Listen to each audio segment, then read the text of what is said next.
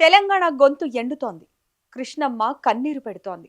కోట్లాది మందికి దాహార్తిని తీర్చే శ్రీశైలం సాగర్ ప్రాజెక్టులు ఇవాళ వెలవెలబోతున్నాయి. కానీ ఇక్కడ విచిత్రం ఏంటంటే ప్రకృతి కంటే కాంగ్రెస్ పార్టీ రాజకీయాలే తెలంగాణను ఎడారిగా మారుస్తున్నాయా? పక్క రాష్ట్రంలో చంద్రబాబు నీటిని తోడేస్తుంటే తెలంగాణలో రేవంత్ సర్కార్ ఎందుకు నిమ్మకు నీరెత్తినట్టు కూర్చుంది? గురు శిష్యుల బంధం తెలంగాణ రైతుల పాలిట శాపంగా మారుతోందా? శ్రీశైలం ఖాళీ అవుతున్నా మన పాలకులు ఎందుకు ప్రశ్నించడం లేదు? ఈ సంచలన నిజాలు వింటే మీరు షాక్ అవుతారు. ప్రస్తుతం శ్రీశైలం జలాశయం పరిస్థితి చూస్తుంటే వెన్నులో వణుకు పుడుతోంది. ఎగువ నుంచి ఇన్ఫ్లో లేకపోవడం ఒక ఎత్తు అయితే ఉన్న నీటిని అడ్డగోలుగా తరలించడం మరో ఎత్తు. నీటి మట్టం డెడ్ స్టోరేజ్కు చేరువలో ఉంది.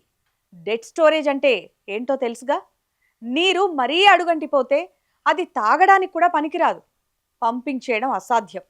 శ్రీశైలం నుంచి నీరు రాకపోతే నాగార్జున సాగర్ ఆయకట్టు పరిస్థితి ఏంటి? నల్గొండ, ఖమ్మం జిల్లాల రైతుల భవిష్యత్ ఏమైపోవాలి? ఇప్పటికే బీడు వారుతున్న పొలాలు రేపు ఎడారిగా మారవా?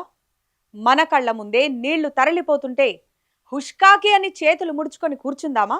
ఇక్కడే ఆంధ్రప్రదేశ్ ముఖ్యమంత్రి చంద్రబాబు నాయుడు మళ్లీ తన పాత వ్యూహాలకు పదును పెట్టారు. రాయలసీమ ఎత్తిపోతల పథకం ద్వారా గాని, ఇతర కాలువల ద్వారా గాని శ్రీశైలం నీటిని ఏపీ వైపు మళ్లించే ప్రయత్నాలు ముమ్మరమయ్యాయి. కృష్ణా బోర్డు నిబంధనలను తుంగలో తొక్కి నీటిని తోడేస్తున్నారనే ఆరోపణలు వెల్లువెత్తుతున్నాయి. కానీ ఇక్కడే అసలైన ట్విస్ట్ ఉంది. తెలంగాణలో అధికారంలో ఉన్న రేవంత్ రెడ్డి ప్రభుత్వం ఏమైంది? చంద్రబాబును ప్రశ్నించడంలో రేవంత్ రెడ్డి ఎందుకు వెనుకడుగు వేస్తున్నారు? గతంలో చంద్రబాబు శిష్యుడిగా ఉన్న రేవంత్ రెడ్డి ఇప్పుడు ముఖ్యమంత్రి అయ్యాక కూడా ఆ గురు భక్తిని వీడలేకపోతున్నారా?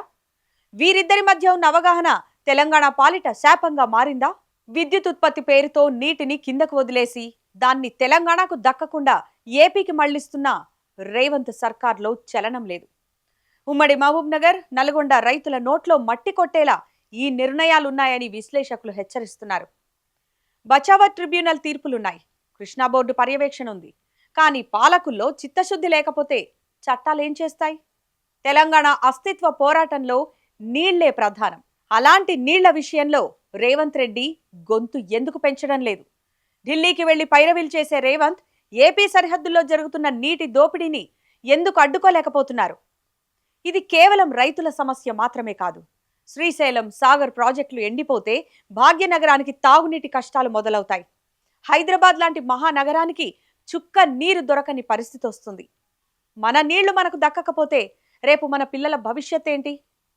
చంద్రబాబు మార్క్ రాజకీయాల ముందు తెలంగాణ మంత్రులు ఎందుకు మౌనంగా ఉంటున్నారు?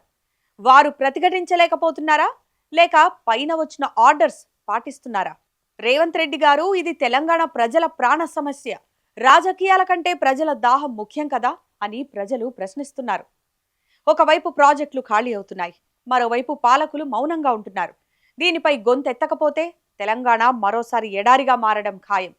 రేవంత్ రెడ్డి సర్కార్ ఇప్పటికైనా నిద్ర మేల్కొని చంద్రబాబును నిలదీస్తుందా, లేక ఈ నీటి దోపిడీ ఇలాగే కొనసాగుతుందా అన్నది వేచి చూడాలి.